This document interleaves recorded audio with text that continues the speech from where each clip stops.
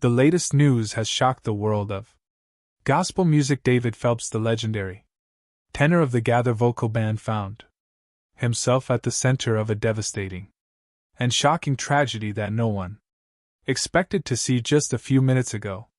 Messages appeared that plunged fans, fellow artists, and the Christian community into complete disbelief. The story, which once seemed common in the life of this beloved artist, quickly turned into one of the most heartbreaking and mysterious deaths of the year. The details are still being clarified, but one thing is clear: this loss will forever leave a mark on Phelps' life and legacy. The death that left fan speechless is just the beginning of a story that will change everything we thought we knew about this beloved artist. Stay tuned and we will tell you about the details that led to this introduction. David Phelps, a name anonymous with powerful gospel music, is more than just an incredible tenor. He's a man whose life has been marked by passion, dedication, and at times profound personal sorrow. Many know him for his captivating voice and his time with the Gather vocal band, where his talent gained international recognition. Yet behind the admiration, the fame, and the applause, there is a deeper story, a story of the emotional toll of a demanding career, the sacrifices made, and the challenges that not even the strongest voice can escape. David's life has been one of highs and lows, marked not only by career triumphs but also by struggles that shook him to his core. His journey, both personal and professional, is one of resilience fueled by a deep love for his family, his faith, and his music. This is not just a tale about success in the spotlight, but about a man learning what truly matters when the world fades into the background and all that's left are the people who have always stood by him. Born on October 21, 1969 in Houston, Texas, David Norris Phelps was raised in a family that cherished both music and education. His father, Gene, was a business educator, and his mother, Mary Ella, was an English teacher. Growing up in such a nurturing environment, David was encouraged to develop his creativity from a young age, and music became his first true love. His childhood was filled with performances in local church choirs and school events where he began honing his vocal skills. It was clear from the start that David had a gift for music, a gift that would eventually lead him to the world stage. But music wasn't just a pastime, it was a way for him to connect to something greater than himself, a theme that would persist throughout his life and career. But I was born into a singing family, a musical family. I'm the youngest, and so they were making music when I got there, and I just joined in. And it was a lot centered around faith and church, and my grandpa was a preacher for 50 years, and so of course all the opportunities just started happening in church. And as soon as they figure out you can make music there, like, come on, let's do it every Sunday, everybody's doing it yet, and so on. And even at home it was something that drew us together. Mom played the piano and had a great voice, and then we would just sing together. We'd be driving down the road on AAC or whatever, the radio would go off, and we would all grab a part and just start singing in the car. It's just crazy to think about that. I thought everybody did it, but nobody really does. David's passion for music was matched by his commitment to education. After high school, he attended Baylor University in Waco, Texas, where he earned a degree in music and vocal performance. It was there that he met his future wife, Lori Pearl, a woman who shared his values of faith, family, and dedication. They quickly bonded over their common beliefs, and this connection would become the foundation for their life together. Their marriage would prove to be a vital source of support as David embarked on his musical career, and later as they faced the challenges of raising a family while navigating the pressures of his increasingly demanding career. David's big break came in 1997 when he joined the prestigious Gather vocal band, a group that would propel him into national and international stardom under the mentorship of gospel music legend Bill Gather. David's voice became a key part of the band's sound, and he quickly earned recognition for his impressive vocal range and emotional depth. His time with the Gather Vocal Band, spanning from 1997 to 2005 and again from 2009 to 2017, was marked by numerous accolades, including Grammy and Doo Awards. His powerful performances featured in iconic songs like It Is Well With My Soul, Holy Night, and Nessun Dorma, demonstrated his versatility and cemented his reputation as one of gospel music's greatest singers. During this period, David's life as a professional musician was filled with accolades and recognition, but this success also came with its challenges: the demands of constant travel, long hours of rehearsal, and the pressures of maintaining a public persona began to take their toll, not just on David's health but also on his family life. The intense schedule of touring and recording meant long periods of time spent away from his wife Lori and their growing family. We listened to all different types of music, and I'm found that I think it's helped me over the years. I'm find the beauty and not be put off by just a specific style. Before I've heard the song, because you can hear if there are people who don't like country music, but if they come across a song, if they're open to it, they're like, wow, that's really great, and so we just listened to all different types. My parents listened to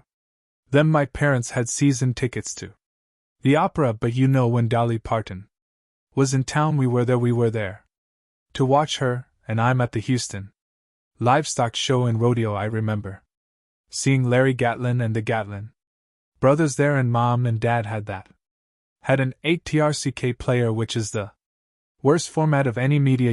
That could have been the I don't know if you remember the 8-track. It would stop in the middle of a song to switch sides right on its own, and it would just fade out. That was just part of it. It's just ridiculous, but the strain of success balancing career and family life as David's career flourished, the distance between him and his family began to grow. While Lori remained supportive of David's ambitions, she found herself often alone, balancing the demands of raising their children while supporting her husband from afar. For David, the intense schedule of tours and recordings meant time away from his family, which began to strain the emotional bonds they had worked so hard to build. Though Lori understood the sacrifices David made for his career, there were times when the emotional toll became apparent. She missed the intimacy and closeness that David's constant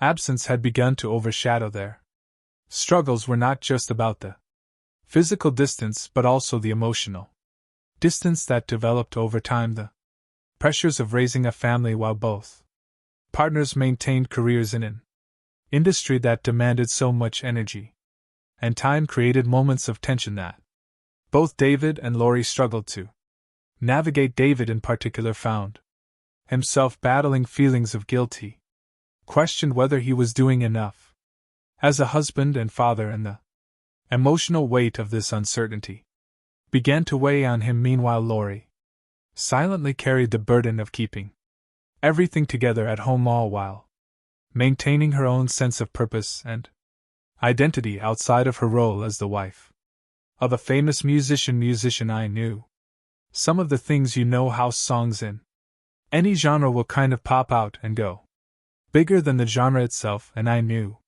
some of those songs I'm like, I bowed on my knees and cried holy, and some of them. So joining Bill and Gloria when after they started the homecoming stuff was a real education. For me, I mean a huge education, 'cause I had followed them, of course back in the trio days. We had that 8-track. Of the trio Fully Alive. Oh yeah.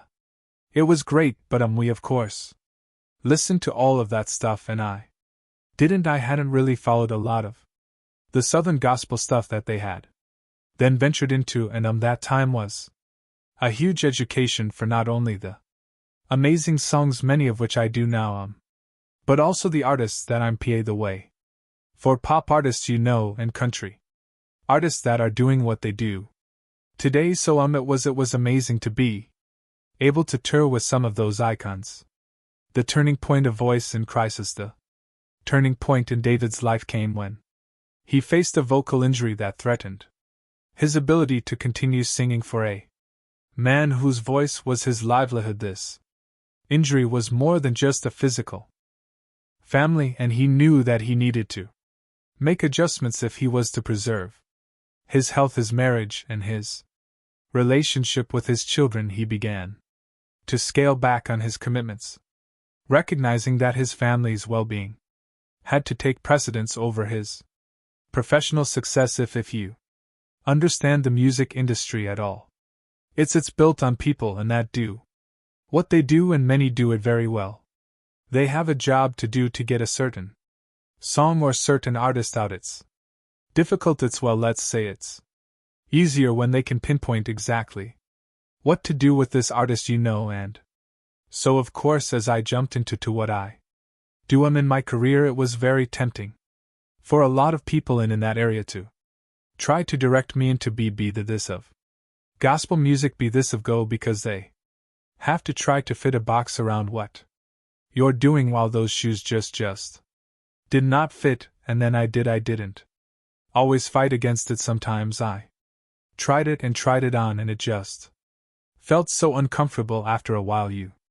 At some point I was just like, this is what I do. I don't know what else. I don't know how else to do it and do it honestly and do it well. I'm a vocalist and a stylist. When I found that word, I was like, that's what I am. I'm a stylist, and they talk about Tony Bennett that way, and they talk about, and I'm not trying to put myself on the same thing as Tony Bennett. I love Tony Bennett rebuilding, finding balance between music and family. As David's voice healed and his confidence returned, he and Lori took a step back to evaluate what mattered most. The pressures of his career had taken a toll, but the experience also led them to make meaningful changes in their lives. They recognized that balance was key, not just in David's career but in their personal lives as well. David began to prioritize his family more intentionally, making sure to carve out time for his children. And for Lori, he realized that the constant pressure to perform and maintain a public image had left little room for the simple joys of family life.